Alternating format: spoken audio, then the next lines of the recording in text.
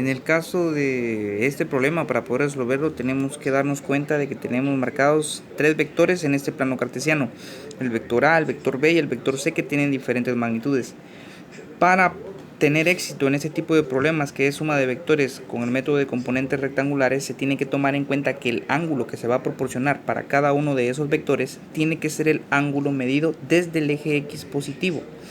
En este caso, para el primer vector, que es el vector A que aparece en pantalla, si nosotros nos ubicáramos en el eje horizontal y medimos la abertura de ese primer vector, la abertura con respecto al eje X positivo que se encuentra en esta posición, su abertura es de 20 grados. Por lo tanto, en la tabla en donde vamos a incluir una columna para vector, una columna para magnitud, una columna para dirección, la componente en X y la componente en Y, tendríamos que colocar que el vector 1, que fue así como identifiqué a este, tiene una magnitud de 6 metros y su dirección o ángulo es de 20 grados con respecto al eje horizontal.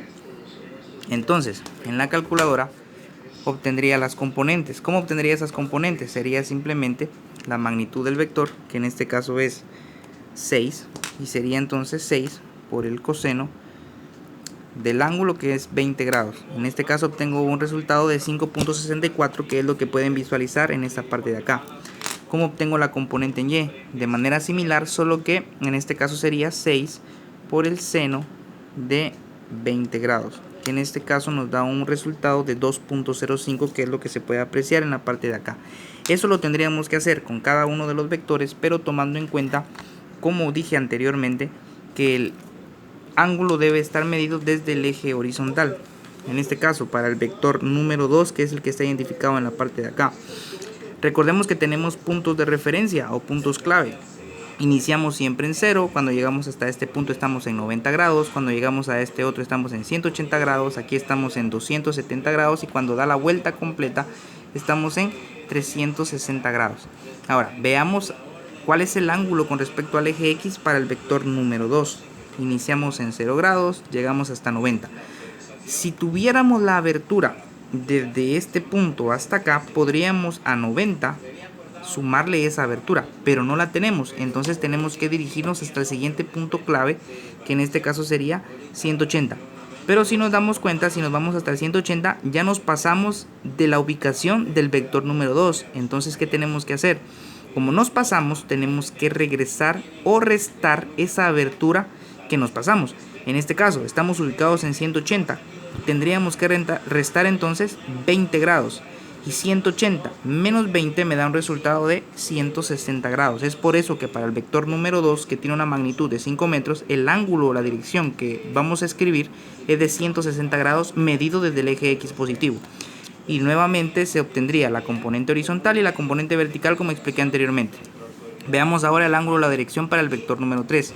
Estamos en 0, siguiente punto clave 90 grados, siguiente punto 180 grados, pero nos damos cuenta que el vector 3 está acá, justamente en donde están los 270 grados, por lo tanto el ángulo desde el eje X positivo es 270 grados. Obtenemos la componente en X y la componente en Y. Luego realizamos la sumatoria de las componentes en X, es decir, voy a colocar en la calculadora los resultados que obtuve, que serían 5.64 menos 4.70 más 0, que me daría exactamente lo mismo, pero lo voy a colocar. Eso nos da un resultado de 0.94, que es el valor que aparece acá en la sumatoria de las componentes en X. Hacemos lo mismo con las componentes en Y y vamos a sumar esos resultados y nos daría un valor de 1.76. Teniendo los valores tanto en X como en Y, sabemos hacia dónde se desplazó cada uno de los vectores. Por lo tanto, asumimos que este 0.94, como quedó positivo en el eje X o en el eje horizontal, se desplazó entonces hacia el lado derecho. Si hubiese quedado con signo negativo, asumimos que se desplazó entonces hacia el lado izquierdo. ¿Qué pasa con la componente vertical? En Y nos quedó un valor de 1.76. Lo mismo, como quedó positivo, entonces asumimos que el vector entonces se dirige hacia arriba en sentido vertical. Si hubiese salido negativo, entonces asumimos que se dirigiría hacia abajo. Eso lo vamos a identificar realizando un triángulo rectángulo basándonos en estos resultados. El 0.94 entonces es en X y a la derecha, por eso queda la flecha dibujada hacia la derecha. El 1.76 es en Y, pero hacia arriba porque quedó positivo. Recordemos que el vector resultante se mide del punto de inicio al punto final. Entonces realizamos el triángulo rectángulo. Luego con el teorema de Pitágoras elevamos al cuadrado cada una de las componentes, tanto la de x como la de y. Al momento de elevar al cuadrado y extraer la raíz cuadrada nos queda un valor de 1.99 que aproximadamente sería 2. Esa sería la magnitud del vector resultante. También tienen que identificar el ángulo respecto al eje x positivo o el eje horizontal. ¿Cómo lo hacemos? Utilizando la función tangente, que es el cateto opuesto dividido el cateto adyacente. Para ello despejamos el ángulo y el ángulo sería igual a la tangente inversa del opuesto dividido el adyacente. El ángulo es igual a la tangente inversa y sustituimos por los valores tanto del opuesto como del adyacente. En este caso, ¿cuál sería el cateto opuesto?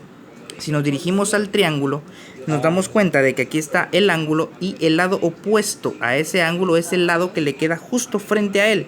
¿Cuál es el lado que le queda frente a él? El 1.76. Por lo tanto, el cateto adyacente sería el 0.94. Recordemos que el opuesto siempre es el que queda enfrente del ángulo.